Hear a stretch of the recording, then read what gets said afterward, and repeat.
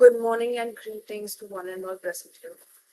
I, Jessica Vadia, along with Sneha Bhattacharya, with a very warm welcome to you all to this conference on empowering agents shaping menstrual policies for schools.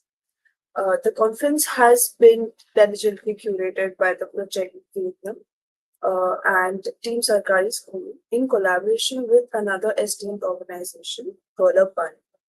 So Gola Pani is an human foundation initiative, uh, which is a non-profit organization that works with the aim of creating safe space for girls and enhancing their lives via various campaigns and initiatives. As a part of their campaign for Menstrual Hygiene Day, they took the initiative to help out underprivileged girls by providing them with menstrual products.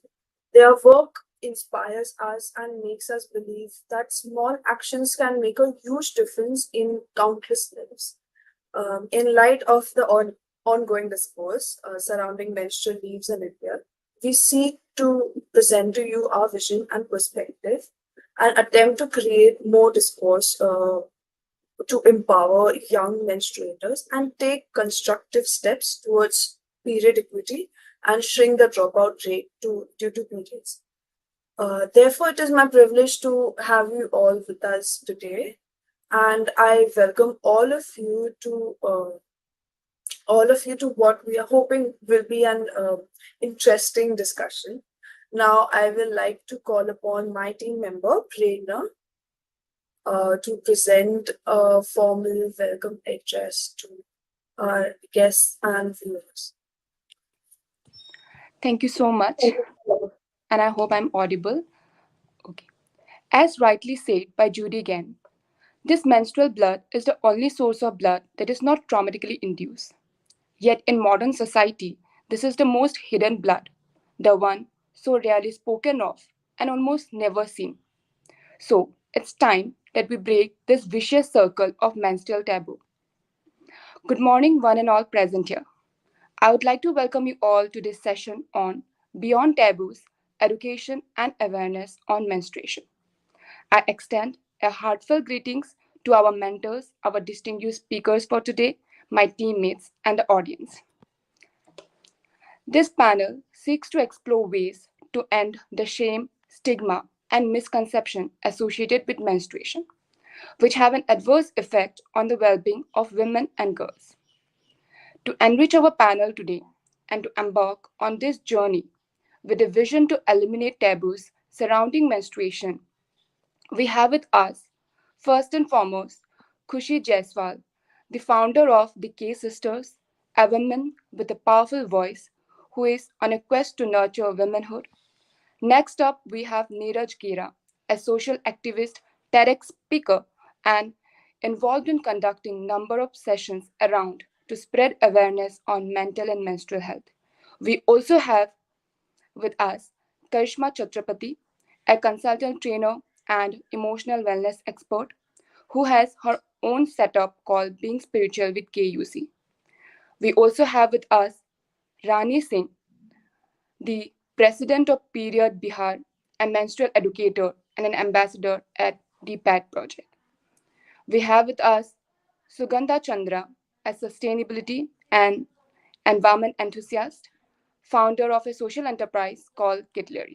And last but not the least, we also have with us Dr. Akama Kebi, a public health professional with a passion to work for the well being of individuals. Welcome you all. We are sure that this session will greatly advance the aim of breaking all period related taboos and create awareness on menstruation.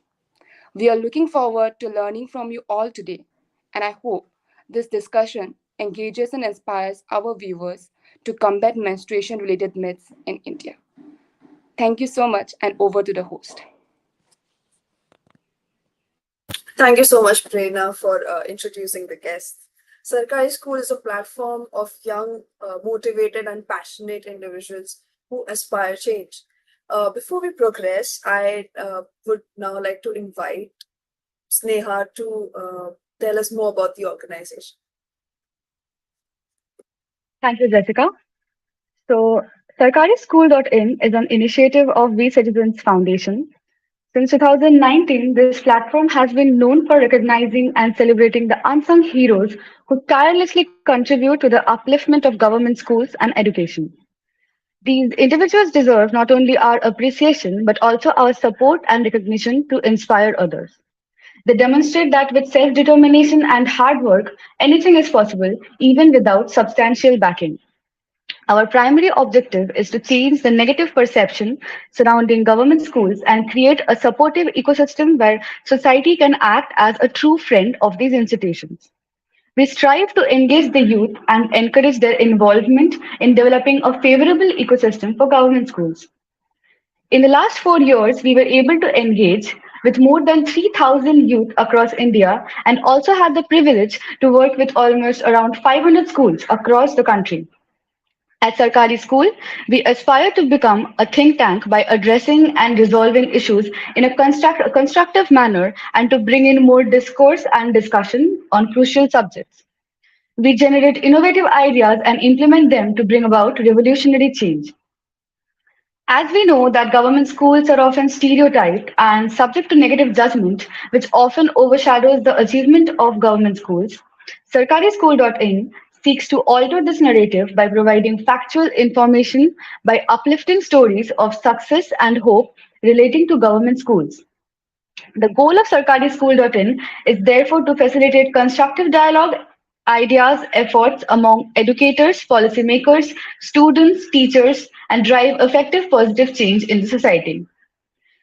Our organization has several ongoing projects such as Project Guria, Project Vedana, Project Kahani Kosh, Project Sambal, and a committed policy advocacy and research team that is devoted to creating an empowered space for government school students via digital education and an archive of learning opportunities. The project covered diverse areas of menstrual health and awareness, girl child education, and of course, ensuring the safety of girl students via various campaigns, seminars, and events. The ultimate mission is to offer comprehensive support to government schools, helping them unlock their full potential.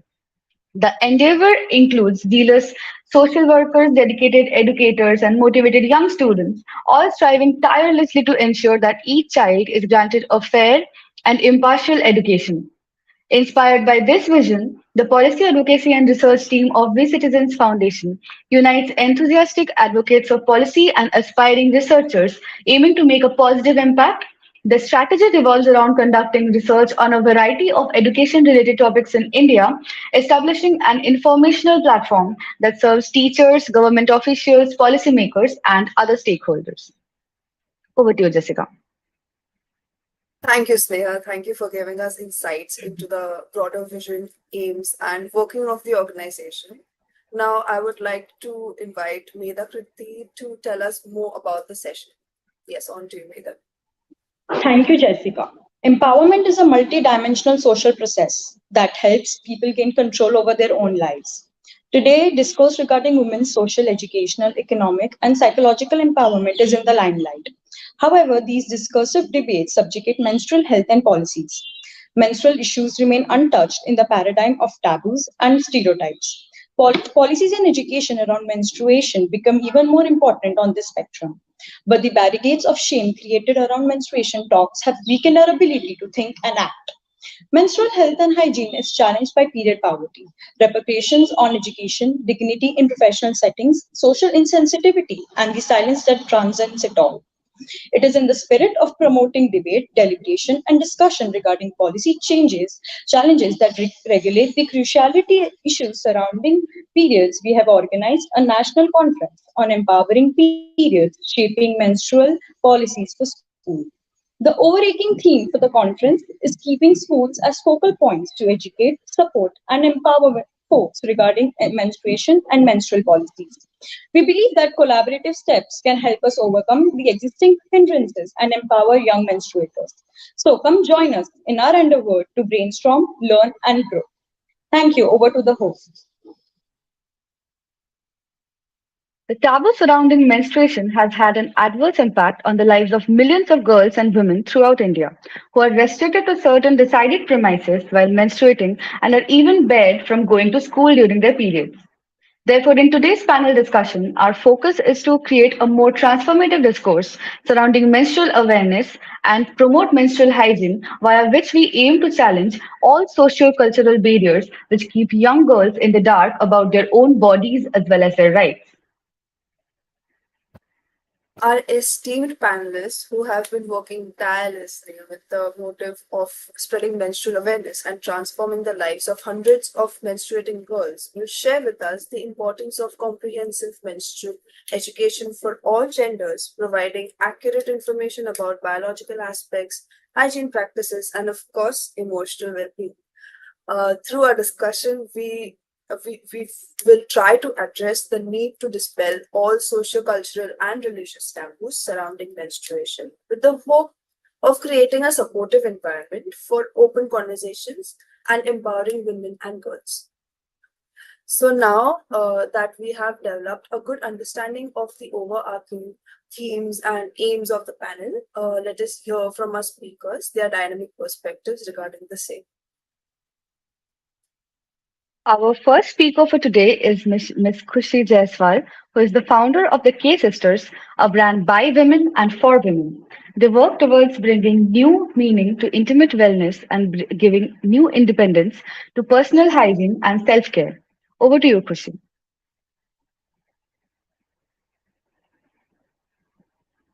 Unfortunately, Khushi could not join us right now. Moving on. I will now Yeah. like to call upon Niraj Gera, who is the chairman and founder of the Humanify Foundation. Niraj is also a social activist who believes in bringing positive change through action. Through their Happiness Express campaign, they positively impacted the lives of 75,000 students. Their meat free menstruation mission also advocates menstrual hygiene, dispelling stigmas, and upholding rights. Over to you, Mr. Niraj. Hi, Sneha. Am I audible? Yes, sir.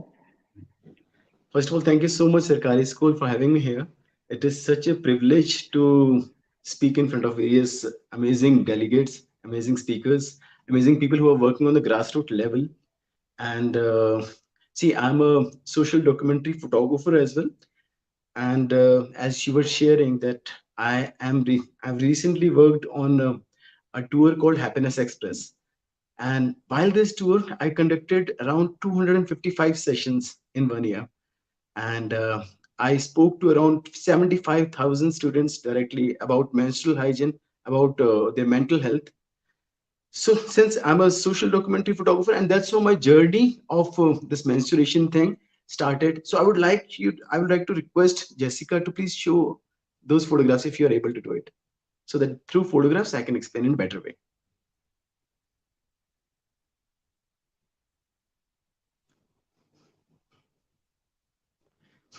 So, the series which we are showing right now is called Sacred Stains. Daag Pavitra Hain. Because I certainly believe these stains are really sacred, which we consider usually sin, apavitra, untouchable. We call them untouchables. So I think these stains are the basis, these periods are the basis, the foundation of life on this planet. So I consider them very sacred, very amazing. So, Jessica, are we able to see the? Is it visible? Acha, it's not visible. Maybe I'm through mobile, so that it's not visible to me. Um, Acha, which maybe you can show the first photograph and please tell. can other Okay, speakers see the screen? you okay? Is Maybe this- you can show all the photographs. Okay. Now I Uh, am able to see. Now I am able to see. okay. Okay. Okay, Okay. so this is my work as a social documentary photographer. Can you please show next slide? Sacred Stains. So this series is about some few powerful photographs through which I have depicted the problems, the issues associated with periods, menstruation, and all the myths and all the stigma. Next photograph, please. This is called Frightful First.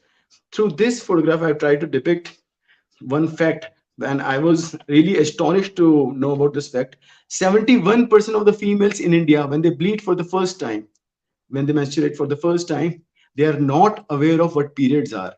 It is a very sad state because people don't talk about it, parents don't talk about it, and whenever we are talking about it in schools, children are not very comfortable. At times, teachers are not very comfortable. So it's a very sad state, which of course Sarkari school is working, and most of us are working towards. Next one, please. This photographs paint. So this photographs depicts the pain which a girl goes through. Not only physical pain, the bloating, the backache, the stomach ache, and the cramps. It also depicts the mental pain which she goes through because of the stigma, because of the myths associated with it, and of course mood swings and all. Next one, please. So silenced by society. Yes, we have been silenced by society. We have called it a hush hush topic, and it's a very, I'm really sorry to say, but our society needs to change. Our entire system needs to change because 60 there are various data. 60, 70, 80% of the females are not using sanitary pads till date in India. So we need to change this system. We need to change this data. Next one, please. Next one, please. 23 million girls in India. Another fact: 23 million girls in India, as a research, uh, they leave school every year. सोचिए 2.5 करोड़ लड़कियां school छोड़ देती हैं हर साल, 2.25 से 2.5 करोड़. क्यों? उनके period शुरू हो गए. They have started bleeding. So people, their parents think that अब लड़की सयानी हो गई है, now they are mature enough, now they can now they stay at home. So उनको सयानी बनने की सजा दी जाती है. So it's a very big number. We need to work on this as well. Next one, please. So this is called menstrual hut, chopadi. In Uttarakhand, in Himachal, there are various places. Even in Maharashtra, there are various places where a girl. This is a place for this is a cow shed, goat shed, and girls who are menstruating are supposed to live in that cow shed or maybe isolated house in outside their original house, and which is not appropriate because the conditions there are not good. Next one, please. Period poverty. Now we talk about that every girl should have sanitary pad, every girl should have menstrual product, but how? We are also facing poverty. We are also dealing with poverty in India. People don't have money to buy. If you see this photograph, people don't have money to buy a meal. So how can they afford a 30 rupees sanitary pad packet? So that's the reason period poverty exists. Next one, please. And those who are not able to afford sanitary pads, people are using ash, people are using sand, people are using leaves, people are using unhygienic cloth and other unhygienic options. Because of those options, they are getting ill, they are getting various kind of diseases. Next one, please. Next one, please. In cervical cancer, India is #1. And one of the main reasons behind cervical cancer is not using appropriate menstrual products. So, because we do not talk about, whenever we have some problem, we do not talk about reproductive, anything associated with reproductive organ. It's a hush hush topic. So we need to evolve as a society on this as well. Next one, please. Period shaming, another big thing. I fail to understand how can a man make fun of these stains. When he was born, when the man was born, even females are making fun. When the man was born, he was soaked in this blood. So how can we do it? We need to become more sensitive. And people who are supporting those men, there are at times females as well who are supporting those men. There are females who are insensitive. They also need to become sensitive. Next one, please. There are various myths involved. We'll talk about these myths. There are various myths involved, like the myth I was talking. You can't go to kitchen, you can't go to temple, you do not touch tulsi plant, you do not touch other plants, and there you do not touch pickle jar. So we need to come out of these myths, these stigmas, all those things. Next one, please. Again, myths. I've already shared the problem they go through because of those myths, bloody myths. Next one. And this photograph is not just because I'm looking good. It's also because people were not ready to share. Girls were not ready to come in front of camera. They said we are comfortable, we're comfortable in uh, glamorous clothes, but we are not comfortable holding sanitary pads. So I sent this photograph to all those girls. I said, okay, if you are not comfortable raising voice for you, no, then better I'll raise voice for you. I'll raise for voice for humanity. And then they came. Next one, please. So there are around 32 photographs. I've shown maybe 7 8 photographs. There are 32 photographs. If you want to see, neerajgera.com is there. So I think we need to evolve as a society. We need to grow up, especially men. I would really urge all the men to become sensitive. I'm so sorry for this noise. There's some construction work going on here. So I really feel that men should become more and more sensitive. I'm very happy to see Ranu here. He's a man. He's working on this cause. Very good, Ranu. Because anything related to women empowerment, if it is supported by men, it will definitely speed up the process. And trust me, we usually consider it as a gender topic. It is not about gender. There are sensitive people like Rano is there, and many more men are working towards this cause, women empowerment. And there are many insensitive females as well. So first of all, please bridge this gap. It is not about men and women. It is always about sensitive people and insensitive people. So I'm very happy to be part of this session. I'm very happy to be among amazing young speakers who are really, really working on the grassroots level. And kudos to all of you. And I would like other speakers to speak so that we can culminate later on. I'll culminate later on. Thank you. Thank you so much.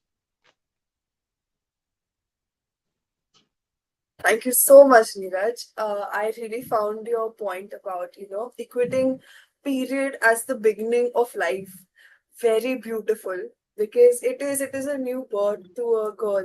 It is when we see that we've got our periods, yes, we're excited, we are curious, we are nervous, but yes, it is a beautiful part of life. And thank you for giving us the facts. uh, Honestly, I didn't know that 71% of the females don't know that what is menstruation when they first get it. So yes, thank you so much for sharing your facts. And I do believe that men and women together can break the stereotype. And I really appreciate you clicking the photo with the sanitary pad. I'm really grateful for that. So yeah, moving on. I now like to invite Karishma to speak on the topic of menstrual awareness and education. Karishma is an experienced wellness expert, psychotherapist, counseling psychologist, meditation and mindfulness mentor, and corporate trainer with over 20 years of experience. Over to you, Karishma. Thank you so much for having me here on this platform. Before I get into what I would like to share today, I want to bring one thing to notice is Niraj, the photograph of the silence, it moved me. And it moved me because it gave me the crux of what I want to bring in where emotions are concerned, emotions and menstruation, and especially since we're talking about taboos. Where do these taboos come from? What is mythology? First thing, I did this amazing course in world mythology last year. And my professor very sweetly and very kindly put it as mythology is yesterday's science. Therefore, everything that comes from mythology, myths, and taboos belongs to the science of yesterday because community was built like that. We had kitchens at low levels. We had only white as a dress and an outfit to wear. There's a lot of reasons why it was ideal for a girl to be separated, to be rested during her period because of these aspects of the way we were built in those days. Now, unfortunately, we have moved ahead. We've got beautiful clothes, all the colors to wear. We've got sanitary napkins. We've got everything happening. But we're stuck in the mindset. And we're stuck in the mindset because somewhere taboos became a part of shaming in the entire communication where gender suppression and oppression is concerned. So the fact is that it became a power game.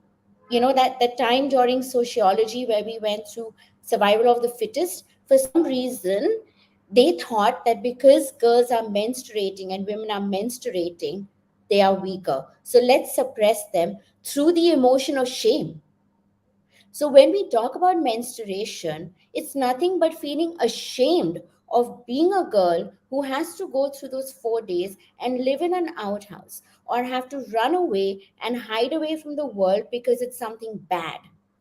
Government schools need to change the uniform so that girls are comfortable during their menstruation. You don't make her wear a white uniform and have her attend school with no possibility to protect herself against the staining. So we can break the taboo by taking proactive steps and communicating with people in today's day and age where digitalization has gone into deeper pockets in the country. But we are still stuck with very negative ways of looking at things because we still believe in suppression through shame. You won't believe it. Just 2 months ago, my domestic help went home to get married. 3 days into her marriage, she got her period and she calls me up and I'm like, now you got time to speak to me after 10 days of the entire celebration of getting married and all. She said, भाभी क्योंकि मैं bore हो रही हूँ. I said, क्यों? You're just married. She said, नहीं मुझे period आ गया है और मेरे ससुराल वाले ने मुझे बाहर रखवा दिया है. Are you serious? Like, you are a newly married girl. You should be celebrated. But instead of that, you're being told that as long as you come to the village and you do get your period, you're in an outhouse. I was so angry. I was so angry. And I told her one thing: married or not married, don't be ashamed of your period. You take it as a break, you take it as something positive, and you speak to me at any point of the day that you feel that you can't take this loneliness.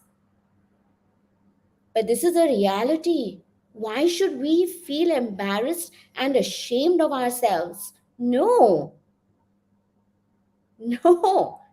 If we break the taboos, we bring out awareness through literacy programs. We talk about changing the way girls have to, I mean, the uniforms that they're given. We talk about it in an open environment where boys and girls together are educated about menstruation. Then we break the chain of shame. Leave aside that. We all know that while going through the menstrual cycle, we go through a lot of emotional ups and downs, PMS. And the best thing it is the mother who complains about the daughter. And I always say this to mothers, literally in the stone. I'm like, Mom, have you forgotten that you had your period and you also as erratic as probably your daughter is right now? We forget our own pain that we have gone through and therefore then put shame upon our own children. This is not only a conversation for rural India, which you all are working on. This is a conversation for the world, for India in every city. Because even in urban cities and urban pockets, there are still taboos across economical strata of society because we live in shame. The shame that was inculcated yesterday through taboos, through myths, through gender supremacy, through oppression. So our policies and whatever we do has to be able to break that chain of shame. So let's not talk about breaking barriers. Let's talk about breaking shame. People commit suicide because they're ashamed of themselves. They're ashamed that they are being tormented. They are ashamed. And mind you, I had girls who have come to me with suicidal tendencies because of being teased during their menstrual cycles, because they have stained a couple of times. Is it fair?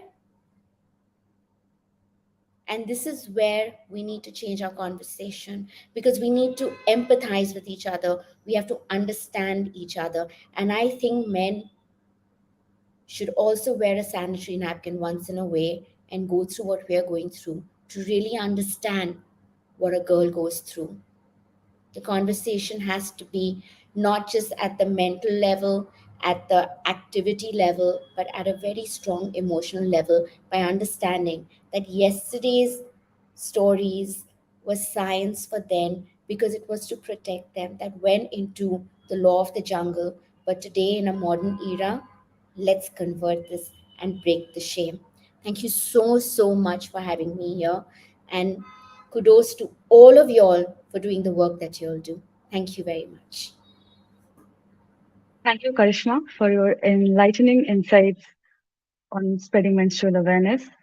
Your thoughts about the power game that controls the entire notion of periods being a shameful thing is something which is true. It transcends all borders of rural and urban structures. So ideas were very thought provoking, and the concept of yes, men wearing a pad once in a while to know that there is no shame in periods, and that is really a truly interesting idea. Thank you. Next, I would like to call upon Ranu Singh. Ranu is a 26-year-old menstrual educator from Patna, Bihar, who has served as the president of Period Bihar, an official chapter of Period.org. Since October 2021, Ranu and a team of local volunteers have been conducting menstrual awareness workshops in schools, slums, and communities. Over to you, Ranu. Um, okay, I feel like he's having network issues as he's going in and out. Um, we'll call him later on. So, for our next panelist, we have with us Sugandha Chandra. Um, they are a development practitioner and have obtained a master's degree in sustainable development. With over 3 years of experience, she has dedicated their work to the field of menstrual health and hygiene. Over to you, Sugandha. Hello, thank you for having me here today. And I really appreciate having men on this panel because very often, like, we're just talking about women with women. I feel like, I mean, there are many conversations about men in menstruation. Uh, and I'm not like hugely, I never used to be like hugely a proponent of having men in menstruation because what happens very often when you're talking to women or even girls about periods, it's probably the first time they're talking about it with anyone. Them Nobody talks to them about this. Their friends don't talk to them about this. And so I have been involved in many grassroots level sessions and awareness sessions and education myself. And when I tell people, they're like, but why don't you involve boys in it? Like even boys should be a part of this discussion. Why only bring girls into one room? So I want to say one thing about that, which is if women or even girls are talking about this for the first time ever, we should make a safe space for them, space where they feel comfortable sharing their experiences, their questions. So having men around in the first time might not be the best idea, but I'm so glad like we have more and more men understanding the issues because that's the way forward. Like you can't always remove men from this discussion. They need to be included because we don't function alone in society. In my family, if I have to go for a walk every day in the morning with my dad, my mom's like, nahi, nahi, aaj usko mat uthao, she's not well. I am well. I'm just on my period and I don't feel like going for a walk. So this language of not being well is also problematic, and it's actually reinforcing the stigma. I mean, my father is an educated man who lives in the city and he knows that his wife goes through this and his daughter will also go through it. So, I mean, if the awareness is there, why, like, make it hush hush? I mean, language matters hugely in this space, I feel. And that's what I'm also trying to change. And also, like, one more thing. So, since, like, I've been working directly with school students or even, rural women, one more issue that I had was using language like you should be doing this, like as if I'm like a know-it-all and I'm like you should be doing this, don't use this, do that. I feel like that language should change to becoming you could do this, like be more suggestive instead of making rebels. We want to make them informed. We want them to make an informed choice, not just about their products, but also the practices that they involve themselves in. So, like Karishma was talking about mythology being science of yesterday, I found it really interesting. And a great part of that is involved in the work that we do on in the grassroots level. Like, when we're breaking taboos in those sessions, we talk about resting or like not doing things or being in those huts, even like those huts outside their villages. And so it's not enough to say ki ye galat hai aur ye sahi hai. We are nobody to say ye galat hai ki sahi hai. Like when you put that black and white thing, nobody enjoys it, and you're an outsider coming to their society and telling them ye galat hai ye sahi hai, they're going to tell you to get lost. So again, like you ask them, why do we do this? Like हम क्यों अलग से रखते हैं उनको? And like the things that you said, पहले kitchen बहुत नीचे होती थी, वाइट कपड़े पहनते थे, प्रॉपर मेंस्ट्रुअल अब्जॉर्बेंट्स नहीं होते थे. So get them to think about that, and also like the science behind this tradition and everything. They're asking like, why are you doing this, and why did they even do this back then? It's not enough to tell them कि उनके पास pads नहीं थे or whatever. You have to be like, I mean, it was really like, why didn't they go to temples? They didn't go to temples because temples used to be far. They used to be on top of hilltops, and just walking till there was strenuous. अब temple हमारे घर के पीछे है, हर colony में temple है. Of course, like, but of course, these are like very, very sensitive topics because it's related to religion and you can't be so open about it. So you play games around all these things. And that's how you actually promote this sort of education.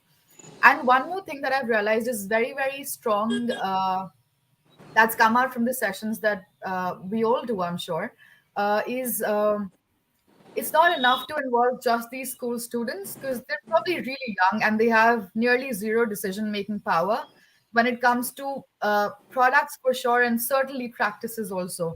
Like if I'm a student today and I'm like, I'm going to switch to cloth pads, and my mom's going to tell me to shut up, I don't know anything, I'm too young. Like who's going to buy you these cloth pads? Who's going to facilitate this whole space? Who's going to create a space for you to dry your cloth pads?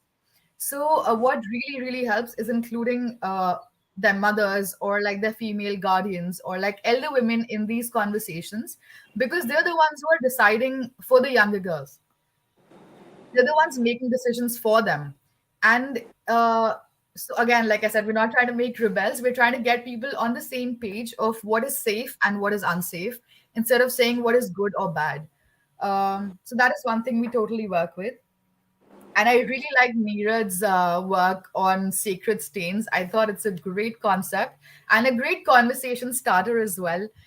In the sense, like you're talking about stains as being sacred, and while they're seeing is completely opposite. So that was really interesting. Apart from that, oh yeah, one more thing that I wanted to say about men being in this panel was that usually I've seen men in this space being there only from a commercial point of view. Like they started a pad company and they're like, we'll sell pads and we'll fabricate a story behind it. Ki meri biwi, hum trip pe gaye the, she had to do this. I mean, it's very, very fabricated and it's probably not coming from the right place. For sure, you're, having a great impact. On society by promoting more products, by giving people more choice. But this fabrication of stories happens way too much. And I'm so glad the two men that we have here uh, don't have that background of being extremely commercial. And then it kind of gets diluted. So I'm very thankful for both of you for being here. I have a lot of more things to say, but I think I'll keep it at this for now, and then we can do more during the discussion later. Okay, great. Thank you, Sugandha, for providing your observant views on the topic of inclusiveness when it comes to menstrual awareness and hygiene. It is completely true that when it comes to teenagers and young women, it is we have to include their mothers or their caregivers so that they are given with the kind of care that they need during that period. So yes, inclusive spaces are very important, and our organization is actually working to provide that space for women. Thank you. Now that Ranu is here, I believe Ranu is able to speak now. Ranu, do you have a stable internet connection? Yeah, I can speak now, I think. Okay, on to you. Okay. So, hello everyone. Uh, I'm Ranu from Patna, Bihar, and I have been working on menstrual hygiene awareness and workshop in schools, slums for like 2 years now. We have started in October 2021 in Patna, obviously. And in the beginning, lots of people were suggesting us like, why you are working in Patna? There are lots of places like slum and more rural areas. And in starting, I was also thinking so that maybe Patna is not a good place to start something. But when I started doing things here, going to slums and school, I realized that things are very similar. Like even lots of people here from various cities or multi cities in India, but their experiences are also very similar. What we are going through, lots of stigma, myths, and as the chapter I'm running of Period, or which is actually a US based organization. So when I have connected with them and got their experiences and work, because I have a image of America and so high and high education and culture and all, but when I learn about them, so lots of stigma, menstrual equity, and poverty also exist there. So it's our just in mind that we imagine that this is not there, this is not here. So when we go to ground and meet people, so then we start realizing what we need to change, what we need to work on. So coming on to my work, uh, I have been going to school since like 2021, and the greatest challenge, I would say that being a male, it's more challenging. Like one of other male person here, and his work is so amazing. So I could relate very much because when we just go to for the permission to a government school or even high class private schools, they judge us like you are going to take the workshop or are any other female member or so, because many of the school actually restricted me to not enter to the workshop. If they suggested it anyone else from your team who is female can take the workshop, that would be better, because we are talking about gender and all. So but I don't think so there is any gender barrier here, because menstruation is not limited to a specific gender, just to girl or female. It's about human rights, not just about gender.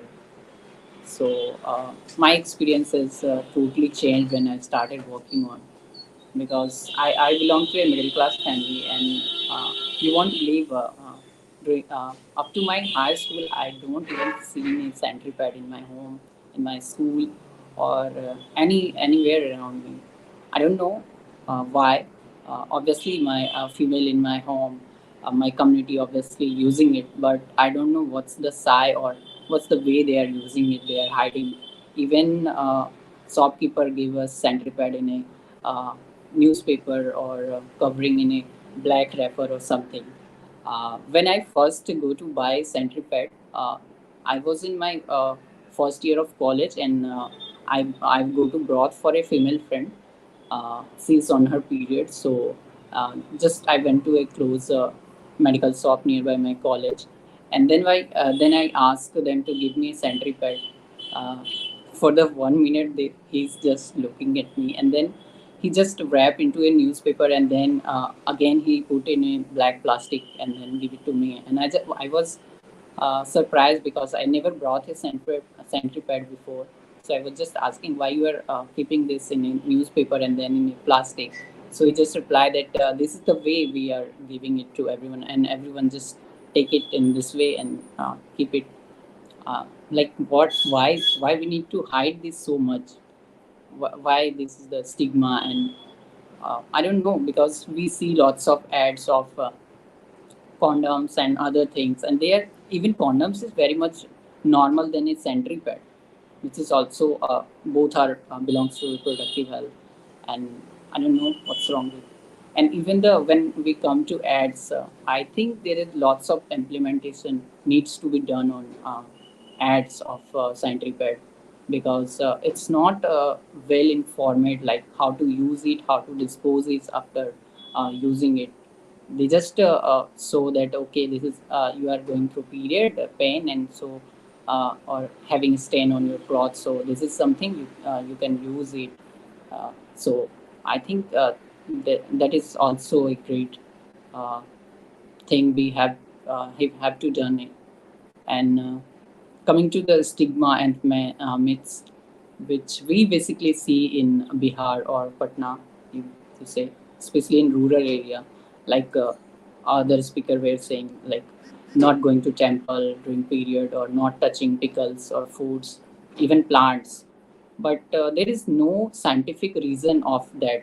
There's no evidence that it affect such thing anyway. But obviously we have lots of myths or things coming from our earlier generation, and it's keep forwarding and forwarding. And that's why I think all the people here who are a change maker and bringing some kind of positive change and breaking the barrier, so that we can move on the right place, because stigma is something exists everywhere. Obviously it's maybe different from the places to places, maybe their culture, religion, lots of things, but it exists and impacts so much we can't even imagine. Like Neeraj sir was saying that lots of millions of girls drop their school, and in US it's around 1 out of 4 girls who drop school during their period, but in India it's around 1 in 2. So almost half of the girl don't go to schools almost a week in a month, just because of she's having period. And because I am working on lots of government school, I have seen that there is no proper uh, sanitization and having access to period products or even clean washrooms. So even in private school, I don't see that much of implementation when it comes to hygiene, and so, and I barely see any kind of disposable setup for the sanitary pad, or even disposable machine there. Even there are lots of schemes from our state government, even from the central government, but I don't see it on the ground level. So I think lots of work needs to be done on that point, not just on paper but on the ground. Because when we see those numbers, those students just skipping their schools, and obviously as a parent, people also think like, okay, she's on her day, she's on her period, how she can manage her school and her period at the same time, so it's better she stay home. So we need to change the system. We need to give the right access, right products, and knowledge to make things works for everyone. Because just 1 week of skipping in school can impact lots of, not just about knowledge but also her confidence, her experience into period, and it could forward to the next generation. When she gonna be a mother, she will also treat her child the same way. She's going to say like, I was in school and I have to skip my school, so when you are going to have period, you don't have to go to school, you don't have to engage in playing outside or going outside with your friend or market. You just need to stay home. And I think that's a big negative thing, because it's impact not just physically but also mentally, because it's low esteem us, like we are thinking that we are not having that much of space or culture or resources around. So, and when I ask to a student like, what's your experience? What's your first experience of period? And so most of them said that many of them had period in school, and it was so disgusting or horrible experience, because they don't have any kind of period products in school, or most of girls feel so much shy or don't even know what it is, because any of their female friend or teacher see it, and then she keep hiding it and go to a class teacher and ask what it is. So I think it's not just about a specific topic, just period or something, but there are lots of things around it, and we need to implement uh, because everything is connected. And especially talking to male involvement, it's so important because as I can see myself, I have involved in during my college. So before that, I also don't know anything about period or anything into about that. Even I have a cousin, my mother, my auntie, sisters. Even in school, I remember I was in class 7, and one day someone is having a period, and all the our teacher requested all the boys to keep out of class, and she don't even told her that what it is, even it's period or something. But now I can realize what it was, so that's why we all separated. And even when we go to take workshop, lots of teacher request that can you just do it with female, because I don't think male student need to talk about or listen about or get involved in workshop. But I say, just see me, I am also male. And if you see, most of our team members are also male. They are doing so great. They're having knowledge there, and we are just trying to spread it, right?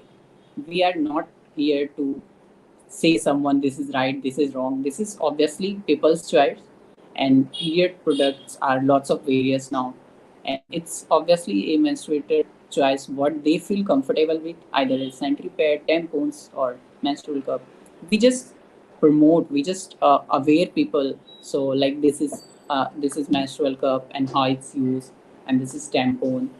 So our motto is just to let people know about it, because I don't even know what a menstrual cup is. I just see first time in 2021 when I started this movement. Before that, I have no idea. And even in Patna, there is no offline store who is selling such things. People who are willing to get either online or through a friend who is living outside, like Mumbai or Delhi. And I think brands also needs to work on this type of things, so they make things possible and accessible to everyone. Because when we go to villages and more rural area where things are not easily accessible, even in centripede we talk about. And obviously cost is obviously on the direct there is no tax, but when we see there is 28% tax on the raw material, so individually we are paying a lots of tax on centripede, which makes its price higher. Like if a sanitary pad can cost less than a other beauty products, because it's hygiene product, not a that kind of stuff, but it's considered like that. So thank you so much. There's lots of things to talk about, but I think I am the youngest one in the experience wise, and I'm so glad to listen from all the other peoples. And really, I'm so happy to see Neeraj sir here, because whenever I join any kind of meeting, either national wise or international wise, I barely see males. Honestly, I don't see males, and that's so much horrible, because uh, seeing male in this moment, not just about being like she was talking that it's I'm starting a business or something, but from other perspective, like what a general male can involve into this movement, like a father or brother. In just having right knowledge, he can help her daughter to get the right knowledge, or sister just to bring centipede for them, because uh, most of the students said me that either their mom brought pads for them or they sell. So I asked, why not your dad, why not your brother? So they don't have a answer for that. So it start from our home, like we talk about the world and all the things, but when we see in our home what is happening, when we are open, so I think every single effort can make a great change, and it start from us, like all the people here. So I'm so thankful to all of you for having me here, and really I'm so blessed that I am able to do something in Bihar, because Obviously, people consider Bihar is something like that, still belongs to poverty and lots of things. But Bihar has a great history, and it's obviously embracing in all the way. And lots of people who belongs to here made great change. And I'm not here to do something like that, but I'm just trying to give my effort to make something right for people, because I don't want someone else to suffer what I have been through. Like in the knowledge wise, I remember when I was in class 9, I requested around 4 5 times to my biology ma'am just to brief us reproductive chapter, because she skipped that chapter. And after many requests, she just brief us, okay, this is X, this is Y, and this match, and then a baby produce. And she said, this is enough for your exam. You don't need to go through all the stuff. But when I done my 10th and 12th, and that time was a great digital era, so I used to Google, and I found lots of people are working on menstrual health, reproductive health, and I'm so glad that I am able to connect with lots of people and get knowledge. And I think that's helped me to bring my attention, my interest, my purpose to work in this field. And I'm so glad that I have started. Even my small step can make great changes. Right now, we have reached over 50 schools, lots of slum areas, and I feel so happy when we talk with the rural areas or women's girls belongs to poverty or living just roadside, because they are still using homemade cloth like their old saris or parda or anything, that kind of cloth which is not hygienic and not good for managing period. Like, so we give them sanitary pad and just uh, show them how to use, how to dispose, and why it's good for you and why, for your reproductive and menstrual health. We also try to promote them, like go to buy kits comes under like Pradhan Mantri Jan Aushadhi Kendra, and it just costs like 10 to 15 rupees depending on the size and pad, because a normal branded pad can cost around 30 to 50 or 100 maybe. And we also basically use like lots of cloth pad, which is all obviously around 100 rupees,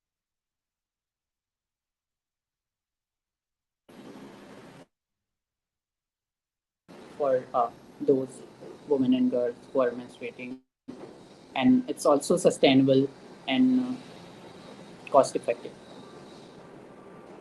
Thank you so much.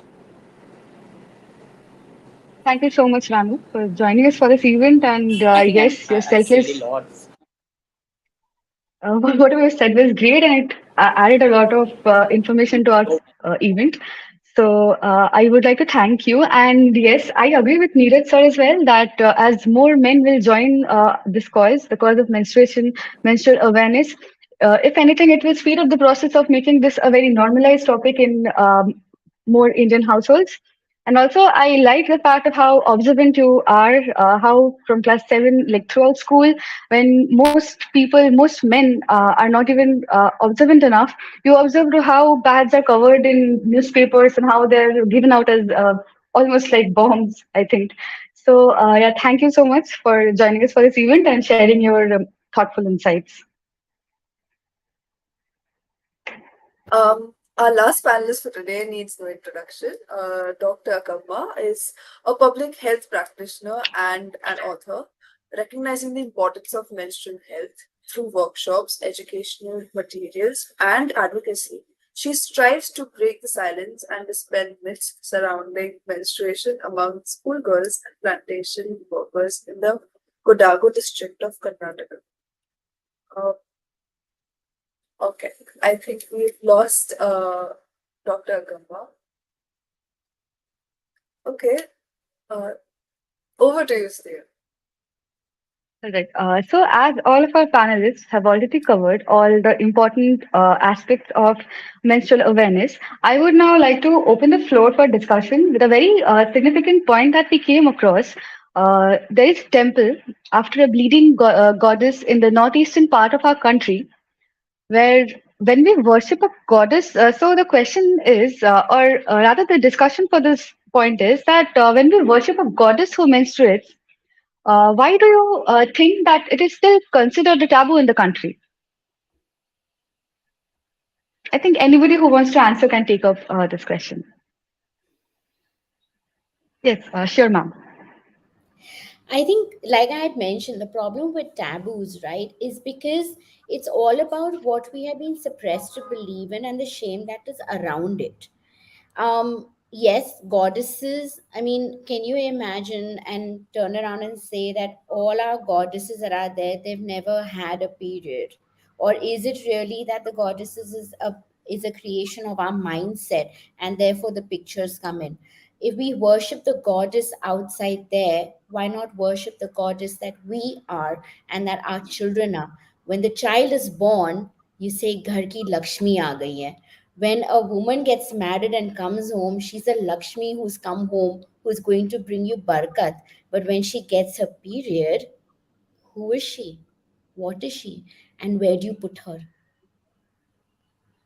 Before you, I'm a very religious person, I'm a very spiritual person, but I do believe that before going to a temple, recognize that this is your temple. Recognize that your daughter is not bolne liye ghar ki lakshmi, and you take her chhap and sindoor mein bhiga ke ghar ki lakshmi aa gayi hai. Every goddess has definitely had their period and also gone through menopause. Let's get real about this conversation and make God and goddesses as real as we are. That's what I wanted to bring into this question. Thank you, ma'am. Thank you, Karishma. Thank you for opening the floor.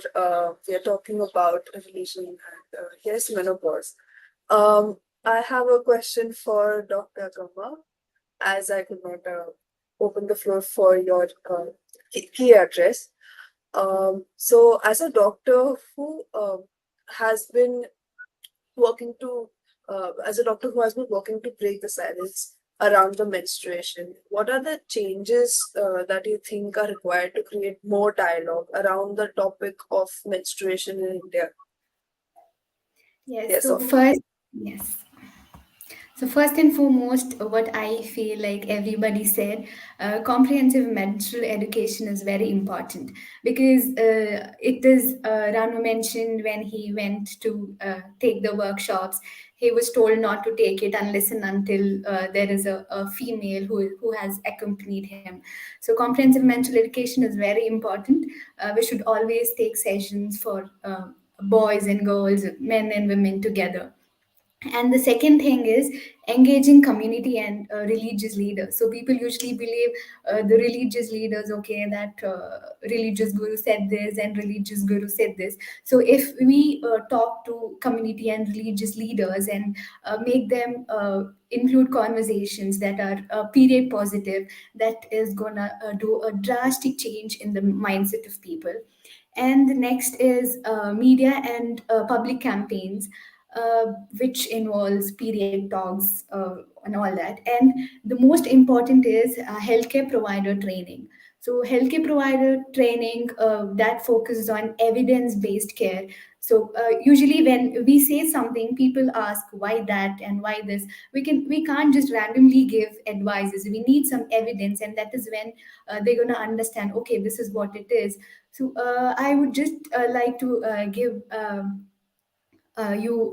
Something that I experienced very recently. So I was taking a session for a 9-year-old girl on menstruation, and I asked her, "What do you know about menstruation? Have you come across this word before? What do you know?" She said, "I have not attained my menstruation yet, but one of my friend has got it, and she said that her mother told her that this is something impure, that this is something impure, and the impurity is coming out of your body. And I asked, what does your friend's mother do? She said, my friend's mother is an engineer by profession. I was like, if educated people are telling kids about uh, impurity and all that, where is this gonna lead? So I feel a basic physiology should be explained to kids. What is periods and how actually does it happen? We can't just randomly say, okay, you're gonna bleed every month, blood is gonna come out. No, at least a simple explanation of physiology is very important. And the second one is menstruation products and facilities. Not everybody have the facilities, in not only in rural areas, but I would like to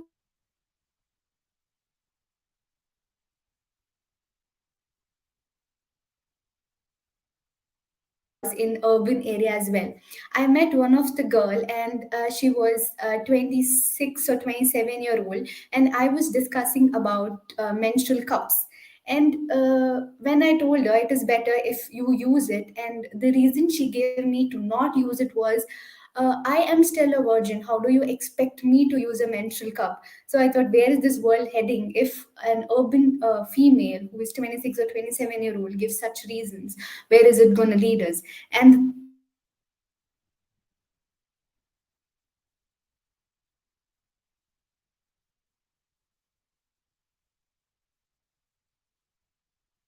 I think we lost Dr. Rakamma for the time being. So, yeah, I just found her idea about comprehensive menstrual education very significant to this topic. And also, it is quite true how virginity, a social construct, is still taken as a means to judge a person. Their menstrual well-being, their menstrual health is all dependent on this social construct. So, I would like to ask another general question to our panelists. That is, what are the kind of policies and initiatives that our government needs to take in order to make menstrual awareness more accessible and people more menstrually educated in all parts of India, rural as well as urban? May I?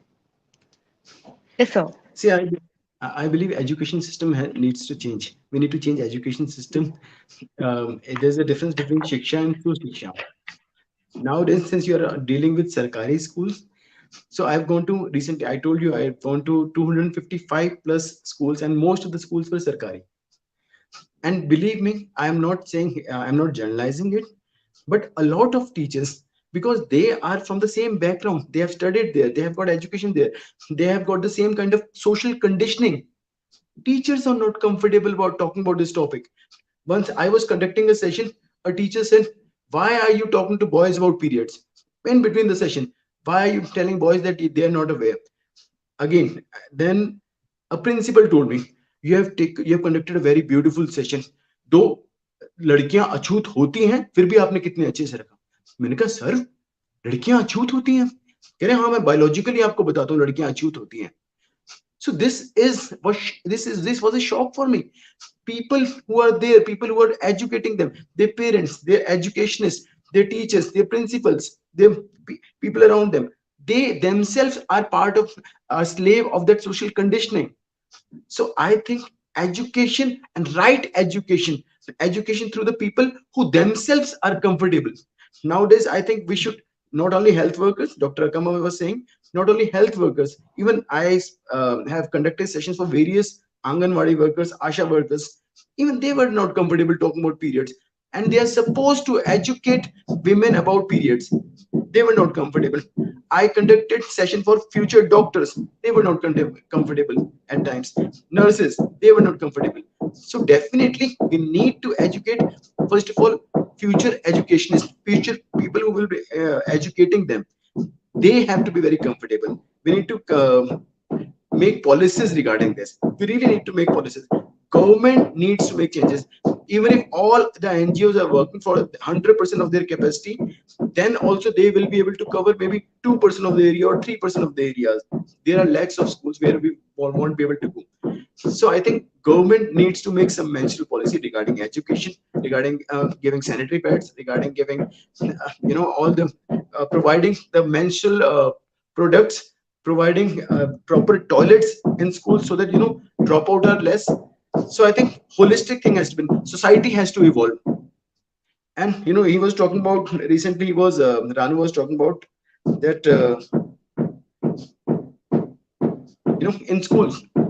in schools there are no proper toilets, there are no proper toilets. There are at times there's only one toilet for females and one toilet for females, same toilet, common toilet for them. So I think as a socially we have to become involved, education wise we have to involve, government has to take do their role properly, and of course all the NGOs which are here, doctors, all of them should come together, and then only we will be able to transform the society. Just one more thing. Recently someone was talking about men are one of the main reasons men pressurize. I little differ because I think there were men who made this system. Of course I totally believe there were men who made this system that girl has to be isolated, because that time working in kitchen was a tiresome job. Working in kitchen means aat chakki chalana, masala peesna, or bringing water from pond, and various other activities which takes a lot of effort.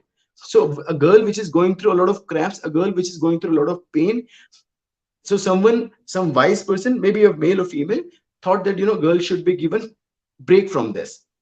Now he or she gave a break. Okay, now he made a system, or she made a system, or the society made a system to give that girl a break. But there was a reason why this system was formed. Like one more speaker was saying, there was a reason why these rituals were formed. But now we have sanitary pads, now we have pressure cooker, now we have gases, now we have gas stoves, now we have pressure cookers, now we have all the equipment, now we have tap at home. So now those things are not needed. Of course we need to change, and only men are not responsible for this social conditioning, even females are responsible. So again, let's not make it a gender battle. It is about sensitive people and insensitive people. Because if you talk about periods, I have never heard about periods from my mother. I have never heard about, I've never got education about periods from my school, from my sister. Even they, when my school was also supposed to teach me, my school didn't teach me. They said, okay, this is the topic related to only and only females. And I became insensitive. Maybe I became insensitive in earlier stage of my life. I started laughing about it because the girls were hiding the sanitary pad after this session. So this is how the social conditioning is happening. So I'm very happy that most of the speakers are here very balanced in speaking there and sharing their points. And yes, we all need to work. Males need to work, females need to work, and all entire society, entire government, entire education policy has to be changed. Then only we can do. Hey, I would also like to add one little point about what schools can do and the government in general to incorporate something like this. Uh, while for sure we need to have like a policy on what needs to be conveyed in terms of facts and information, I feel like there's a lot of disparity in people what they think. I visited a PHC, a primary healthcare center in an urban area of Bangalore. So we used to work in a slum around there, and we would have like sessions on menstrual health and hygiene, when we would tell a certain something to the people there. Also coming from like a medically approved agenda. Then we went to speak to the local primary healthcare center, the doctor there, and we were just trying to get her to, come to the slum and talk to the women about it, so that whatever we're saying becomes more credible. And turns out she was not in favor of what we were saying. We were trying to promote like different kind of products. Like there's no one solution to any question, especially when people are experiencing things so differently, and their context is so different from each other. There's no one thing. Like sanitary pad is not an answer. Like so much waste is generated, not so much thought goes into promoting these agendas. And that doctor herself, she's like, nahi, cloth pads to theek nahi hote logo ke liye. It's going to be extremely unhygienic. I was like, yeah, that's why we talk about how to maintain its hygiene, right? There's enough water here. Bangalore has amazing weather. Things will dry. It's not like Ladakh. She's like, no, no, no, we can't be talking about all this. So then we realized taking this doctor to the people there will be so confusing to the people. They will not know who to believe. And for sure, a doctor is more credible than me. And then anything I say will be discredited because the doctor and I were not on the same page. Even beyond that, having a policy from the government side on awareness can also be tricky because there is already a guideline that was released in 2015 by the government of India to have awareness sessions in schools, and that also spoke about only handling menstrual absorbance. A menstrual cup is not an absorbent, but it's still a very safe product to use. So, like things that get left out are stigmatized at some point. Of course, a menstrual cup has enough stigma around it because of the whole virginity issue. But of course, also when the government is not talking about anything beyond absorbance, it gets lost in the conversation. Then anybody promoting that, it sounds like it's coming from an agenda that they want to sell cups. And beyond this also, yes, so I was working with an organization that makes compostable sanitary pads out of banana fiber. And so their product is disposable, so it's extremely convenient, just like most of the other sanitary pads. But so the government had come out with a tender of for procurement to distribute in rural areas and stuff, and they did not qualify because the government was not ready for such a product. The government could not imagine that such a product could exist. So their procurement policy needs to be easier, and they should be open to more discussion. They should be open to hearing what are the benefits of the different things available. Right now, it's just like sanitary pad hona chahiye, itna length, itna breadth, itna layers, itna thickness. They don't think that a compostable product could be a solution to a bigger problem of even waste management. But एक ही तरीके से सोचा कि women के लिए सोचो, sanitary pad popular है, सबको यही देना है. So easing procurement policy in terms of government and whatever procurement policies need to be easier, more flexible, and also like a policy for awareness and education needs to come in place, which is more flexible in terms of context. It should take into consideration context. Like one thing will not work for everybody, and that's not just about a product. It's about a practice. What if I live in a place where you cannot dry your things in the sun, or we don't have a great waste management system? So, yeah, that flexibility is not there right now, and a policy will definitely be more helpful than just guidelines, which people don't care about. So, yeah, that's it. Thank you, Sugandha and Neeraj sir. Your discussions have added a lot of light to different aspects of this conversation. So now I would like to open the round for feedbacks, and I would like each of you to provide a feedback in very like simple two-liners. So you can just add your say how your experience was with us and how you think that this event helped in the spreading of menstrual awareness in general. I would like to start with Neeraj sir.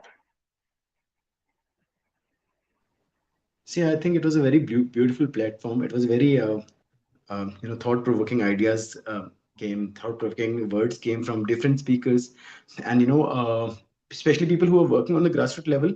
One thing I would suggest, at times, mostly I've seen that speakers are usually those people who are only working on platforms only, who are only speaking on platform. They're not doing something else.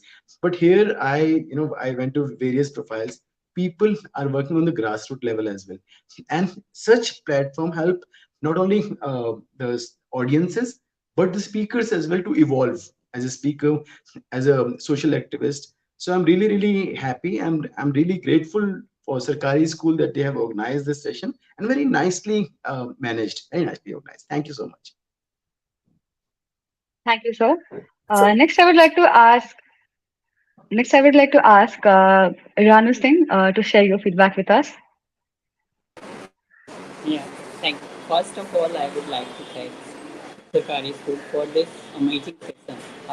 And honestly, I feel more like a participant or just as point of viewer more than a speaker, because lots of amazing people are here and they share lots of knowledge and things which I also need as a speaker or even coming from that background.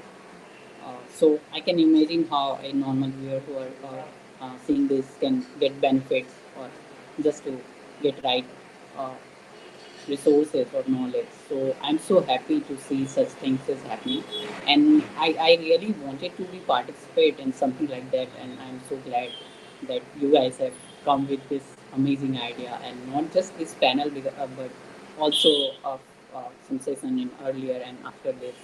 So I think lots of people, not just in India but around the world, can get benefit later or watching the live stream. So I'm so happy, and I really want that something like this can happen offline, so I could meet such amazing people in person and get more knowledge and experiences, and getting exchange our ideas and experiences. So thank you so much, and thank you, Jessica, for all the connecting us so beautifully and managing things so well. I'm so glad, and this is such an amazing platform and so well managed. Thank you so much. Thank you. Next, I would like to ask Dr. Akamma to share her feedback with us. Hello, am I audible? Yes, Yes, yes. Yes, first of all, Sarkari school doing a great job. Thank you so much. So, a session like this will not only help people know what menstruation is, but at the same time, it will encourage people, individuals like you and me, to work towards it more. That what happened was I finished my PG in the month of November, and then I took a long break to do individual research on menstruation among plantation workers. So everybody was saying, "What is wrong with you? What is happening? Why are you taking such a long break? What is the whole purpose of it?" But when organizations like this come up and ask us to share our views and what is it, it really inspires us more to work towards it. And I'm so sorry, my network got broke down in the between. But what I would like to say is, everybody, Niraj, Sugandha, Karishma, Ranu. It was so wonderful to know your perspectives and looking forward to more such events. Thank you so much. And thank you Jessica, so much. wonderful job. Wonderful job. Thank you. So next, we would like to call Karishma Chhatrapati ma'am to share her feedback with us. First thing, thank you so much, Jessica, and the entire team of Sarkari School for reaching out and considering me as appropriate to represent the topic today that I'm presenting. I really appreciate every work that has done, and for some reason, Neeraj, that photograph of silence is stuck in my consciousness. Probably because, as you had said, when it's not only what we're doing for others, but we evolve through our own work for others. And I feel whatever we do, it's very important to first be true to ourselves, because acceptance, awareness, compassion, understanding are qualities that can change this world. And I believe that everyone on this platform today have these qualities, and therefore are change makers in your own way. Thank you so much for this conversation, and I hope that we all take even more proactive, motivated steps to break the shame around menstruation. Thank you so much. Thank you so much. Thank you, ma'am, for sharing your beautiful insights with us and for being with us today. So, lastly, I would like to call Sugandha to share her feedback with us. Sure. Thank you guys for organizing this. I was really looking forward to it for the last 2 days, and I had a great time here. Particularly, I want to say that I was so glad that you included, like, it was very conscious. It looked very conscious that you try to include men in the space. And I think that's great that men were able to represent their ideas and be a part of this space. I think it's a great platform to reach people. I don't know what's like the final reach. I don't know how many people would be viewing this and what is their profile. But whoever is watching, I'm sure like it was another rethink for them about this space of menstruation. And just even if it's their first time, it wasn't too complex for them to like not understand. And even if it's for people who have been in the space, a good refresher and maybe some new points.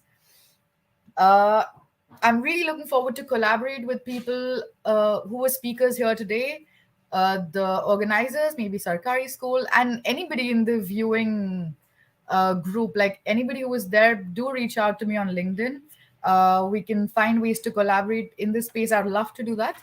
I work in the NGO space, so you can reach out to me and I will be available. And one thing that I want to say, I feel like while the session was going on, I feel like we could have kept the questions a little more specific.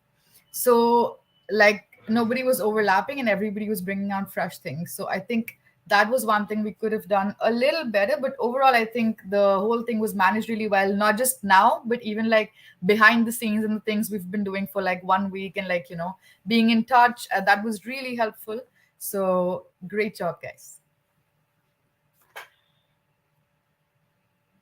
Thank you so much, Sugandha. Your feedback is really valuable to us. And yes, next I would like to call upon Mehek to give the vote of thanks. Yes, on to you. Thank you, Jessica. It gives me immense pleasure to extend my heartfelt gratitude and appreciation towards our esteemed guests and dignitaries who have graced this remarkable conference with their ideas and wisdoms. It was truly an insightful and thought provoking discussion. All of your insights and experiences have shed light on the multifaceted dimensions of menstrual health, as well as its profound impact on the lives of women worldwide. Thank you for sharing your remarkable insights related to the grave reality that menstrual women and girls are facing, such as period shaming, getting secluded during times when they are the most vulnerable, the myths that has instilled a sense of doubt in them, changing the course of how the issue of menstruation is perceived by not viewing it as a shameful practice but as a natural bodily process. And we can do so by creating inclusive spaces for all. The paradigm shift in perceiving menstruation as not being related to a specific gender is also absolutely enlightening. Thank you so much. Let us continue to encourage open dialogue and education around menstruation, free from judgment and stereotypes. I would also like to extend my deepest thanks to the organizing team of Sarkari School. Their meticulous planning, coordination, and attention to detail have ensured a delightful experience for all. Their commitment and dedication deserves our utmost appreciation. Last, but certainly not the least, I would like to thank you all for actively being a part of the conference and being with us the whole time. We really appreciate you taking out the time and participating in this conference. Once again, thank you to everyone who has contributed to make this event a huge success. And for the viewers, kindly also watch a follow-up discussion with amazing group of panelists who are discussing about creating supportive infrastructure on YouTube. Thank you and best wishes to all. Thank you so much. Thank you all. Thank you to all the panelists. And now you all can leave. Thank you. Thank you Thank so you for much. joining us today. Thank you. Thank you so much. Thank you. Thank Bye. you. Thank you so much. So glad to be here. Thank you.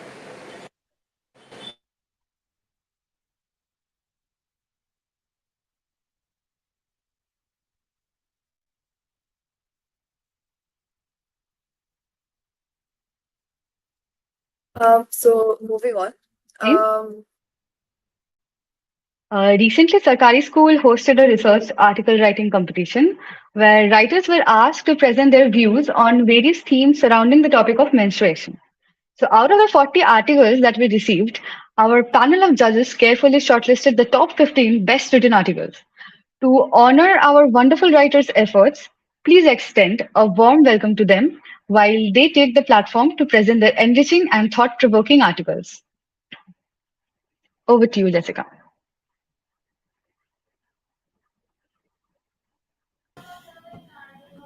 Thank you, Asta. I would like to welcome. I would like to welcome Arya from IIT Madras to present her article. Yes, Arya. Yeah. Good morning, everyone. It's a great honor to be here, to be able to listen to such great speakers and be a part of this discussion on such an important topic. So, my research article is titled Unraveling the Debate on Menstrual Leave Policy in Workplace, a Multi Perspective Account. So, we look at the issue of paid menstrual leaves in the framework of the fact that this issue is becoming a part of the public discourse increasingly and it is here to stay. So, in my paper, I have roughly highlighted the perspectives of all stakeholders in favor of this policy and then highlighted the contradictions that would arise post implementation. Thus, the article aims to establish the necessity and importance of this policy while highlighting the contradictions and challenges to its execution. So, while talking about perspective, first one is definitely humanitarian perspective. Here, we base our idea on the understanding that equality does not entail equal treatment, but it means a provision of level playing field for women, just like provision of ramp for the disadvantaged. So, secondly, this issue is part of the larger plan that aims at breaking the stereotypes in our country. And basically, when we talk about paid menstrual leaves, we are acknowledging menstruation publicly. So, that itself breaks a taboo in our country. Thirdly, while all work organizations they focus on productivity, they owe certain basic decency towards their workers, something that we can call corporate responsibility, and this also aims at achieving inclusivity. And inclusivity is something that induces productivity. So this is one step that can incentivize more women to join the workforce, like getting free accommodation with an internship. It could act as an additional perk. In fact, considering the symptoms that some women suffer during menstruation, a study proves that productivity loss is like higher when they are present at the workforce than when they are absent. So all this is convincing, but then we have certain contradictions to this. So first of all, if we look at the technicalities, then female workforce itself has like a lot of internal divisions. There's urban rural divide, there's unorganized organized divide, age, caste, class, etc. So, universalization could be an issue when it comes to this policy. Secondly, if there's such a provision that is made, then many firms would be disincentivized to hire female employees, and this implementation will either necessitate having a new status quo, or we might need some sort of quota which complicates things. Thirdly, it can also lead to resentment amongst male employees. So is this a case of reverse discrimination? That is something we need to like look at. And at the same time, it does not clearly address the issue of marginalization, because it leads to some level of concretization about stereotypes about women being only able to handle, say, some physically light jobs, or like being more emotional, etc. So it amounts to biological essentialism.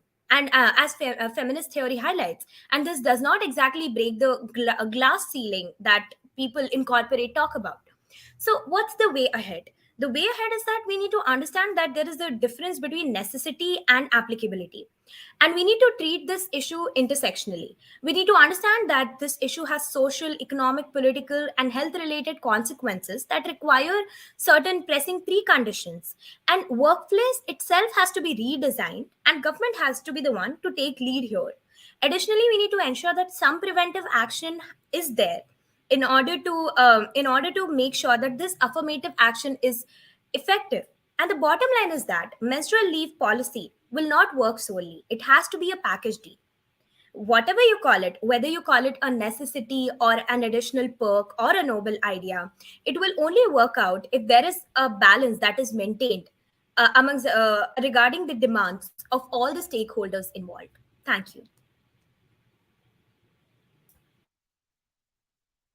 So much, Arya. Your article, yes, I read it personally, and it was very well articulated. Moving on, I would like to call upon Asta and Gaurang to present their article. But if Gaurang is unavailable, if Asta could take it on for the individual, I wouldn't mind. Okay. Greetings, everyone. I am Asta Jangar, along with my fellow research scholar Gaurang Jain uh, from MIT University in first year in the program of Food Science and Technology. We both feel so glad to be a part of this prestigious conference and embrace the power of conversation by breaking taboos and going beyond red to color a world where menstruation is supported and not stigmatized by the social norms. Now, I'm presenting a PPT, a small PPT, which will give you an overview of our review article. So, just give me a minute to present it with you.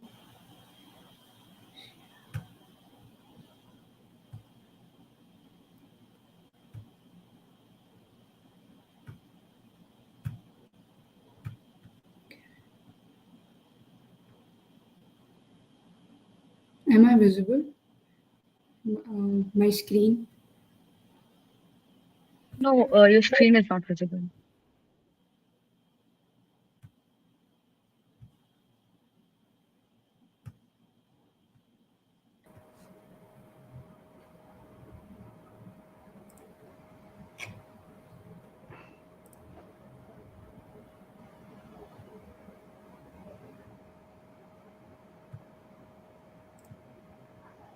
Now, hello. Yes, it is. So, Okay. So, the topic of our review article is Beyond Red. Here are the contents. The topics that we cover in the review article is menstruation explained, what is menstruation, restrictions, menstruation awareness, problems associated with poor hygiene, practices for proper menstrual hygiene, women empowerment, how can we empower women to not to stay behind the walls of shame and silence, and lastly the conclusion. So, what is menstruation? Menstruation is a biological process and evidence of fertility in women. In India, there are approximately 355 million menstruating women. A woman undergoes a monthly cycle of 28 days in which uterus prepare itself for pregnancy. If pregnancy doesn't occur, the inner lining of uterus, endometrium, breaks down and expelled out through vagina. Here given a pie chart showing the options that women use to control their menstrual flow. 2% of women using tampons, 15.6% of women using locally prepared napkins, 43% of women use sanitary napkins, sanitary pads, and 63.9% of women using nothing or clothes or rags to control their menstrual flow. So this data show that there are many women who have no access of sanitary pads and tampons due to lack of education and self hygiene. Because of that, women are set under boundaries of orthodox thinking and myths that set some restrictions to them, and the restrictions are prohibiting their entry in certain areas such as in temples, not entering some parts of the house such as kitchen, puja house, etc. These practices may vary according to the myths, to the according how they interpret menstruation. Some consider it as a uh, as a sign of shame or impurity or social isolation. Now,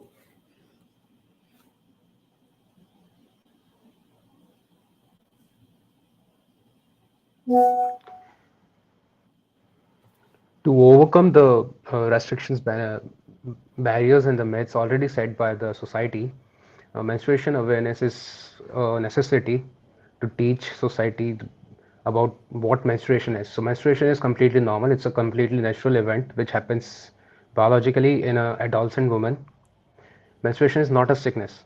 It's just a daily routine, a normal biological event that happens and that depicts the health of the woman, and the woman is a completely living, healthy being. Menstruation is not a shame.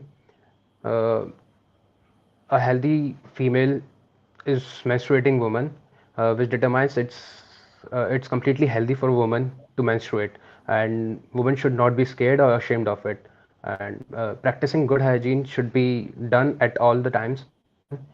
It could be practiced by washing your hand, by using different sanitary pads, safe disposal of the used sanitary pads in order to protect environment. Next, the picture shows the low awareness on menstruation in widespread in India. 70% of menstruating mother consider menstruation as dirty, and 70% of adults and girls remained unaware of menstruation till their first period. And down there we can see the percentage of girls remaining unaware of menstrual hygiene practices in Indian states, with highest Tamil Nadu having the highest percentage.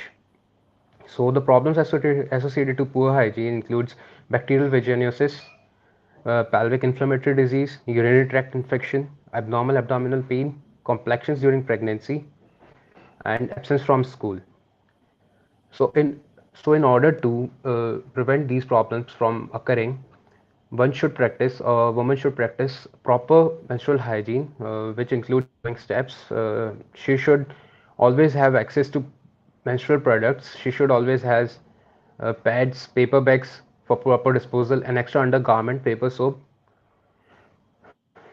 providing toilet facilities. Government or the private facilities, private institutions should provide toilet facilities to the women, and teachers should be taught sessions to equip the knowledge.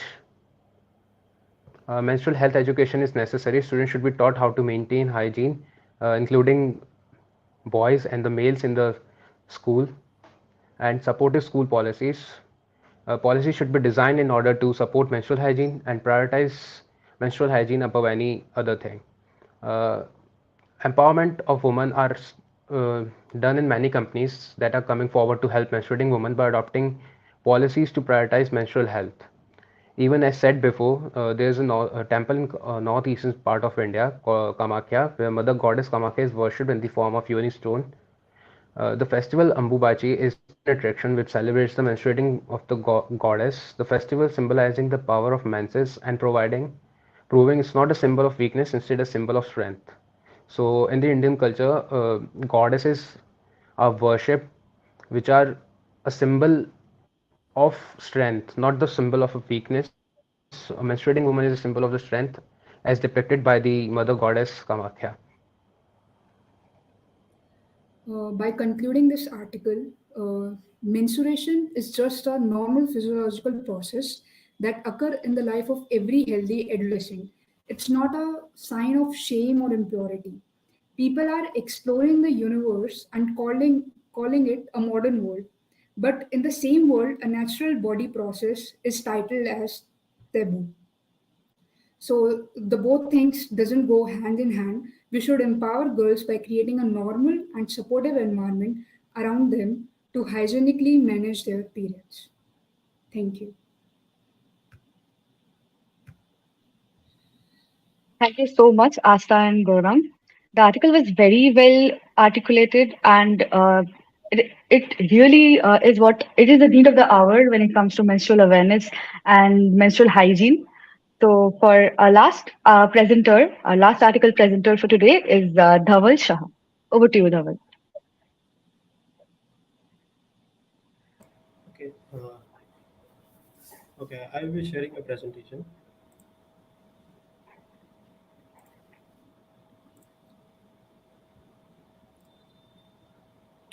Um, we are not able to see your presentation.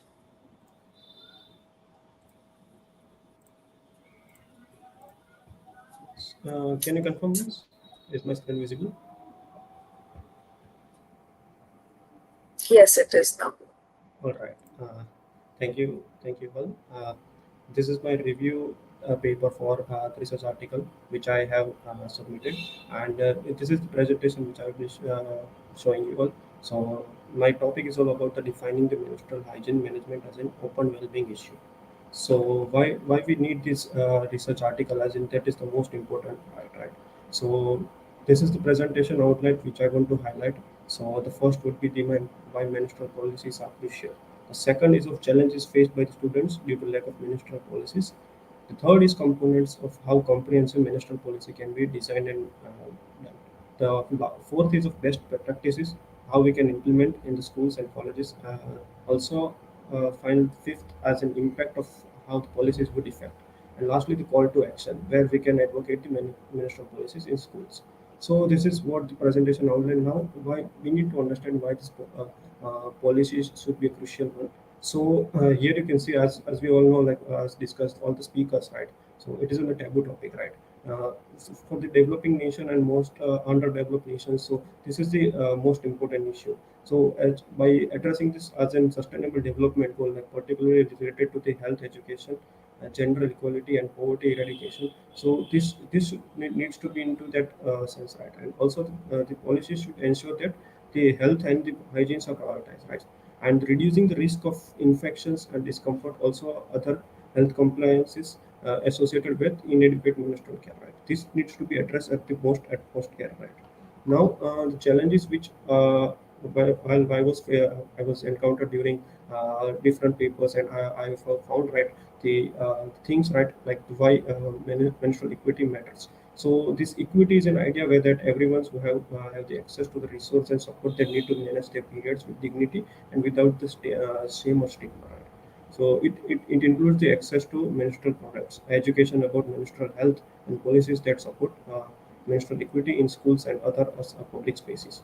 So also the components of how the comprehensive policies can be framed in like I want to give the examples of like nations like Malaysia, Lebanon, Tanzania, Ireland, Colombia, and have the totally expelled the VAT on menstrual items. So we can address these uh, these policies into the underdeveloped nations, also developing nations, right? So we can frame these policies as per the requirement, right? And also, this should be include provisions of providing free menstrual products such as pads or tampons in all schools. So from the education itself, we can have the awareness and the policies framework. So also the practice is how in the best manner. So from starting itself, like creating a change in school is the best practice for implementing policies. So also involving students where the schools can ensure that their policies are tailored to specific needs of student, right? So also best practice to provide education and resource is the important one, right? So like free products, also offering classes, also like this kind of seminars also, like so this can create the awareness, right? Also impact how this, like there are several studies also like the schools implement a comprehensive ministry policies. Attendance rates among female students like have increased significantly. So this is because students no longer have to miss the school due to lack of access, right? So also in addition of improved attendance, like have their participation into classes also, and all the other activities, and this is the what the impact policies could affect, right? Also like call to action, right? In one way to get involved in by contacting the local schools, right? So from the grassroots level, local school boards and government officials to express our support for the policies. It's also designed in such a way the framework should be such, right?